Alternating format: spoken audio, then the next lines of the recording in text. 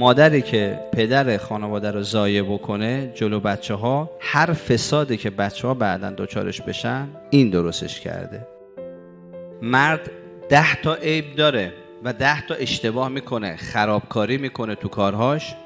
زنش هوشیار، عاقل، با حیاست، فهمیده است، به راحتی به رخ مرد نمیکشه لغزش‌هاشو، عیبهاشو، اشکالاتشو، خجالت زدش نمیکنه، به خصوص جلوی سایر اعضای خانواده. گاهی وقتا افراد هستن بی احتیاطی میکنن، مثلا جلو بچه‌ها عیب بابا رو میگن، عیب مادر رو میگن. این کار خوبی نیستش.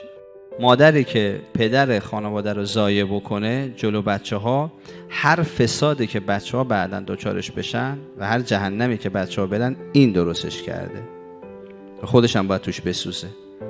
پدری که مادر خانواده رو ضایع بکنه جلو بچه ها، بعداً هر فسادی که در اثر عاق والدین، جسارت بچه ها به مادر راه رو باز بکنید شما با شکستن این حریم ها، بعداً خودش مرد باید تمام این جهنم ها رو بره بسوزه.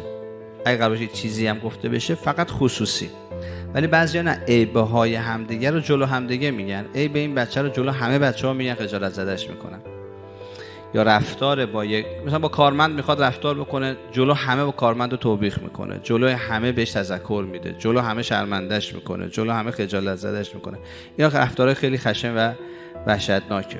شرمنده نکنیم کسی رو، خجالت زده نکنیم کسی رو. یه موقع یه مصلحت بالاتری وجود داره از نظر شرعی، حق کسی هست، حق شرعی کسی هست، حق قانونی کسی هست.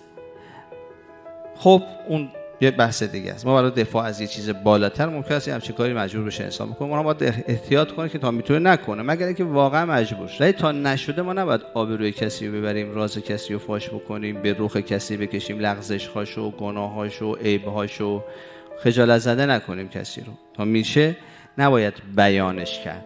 این کار خوبی نیستش. اینجا مرکز مقاومت است.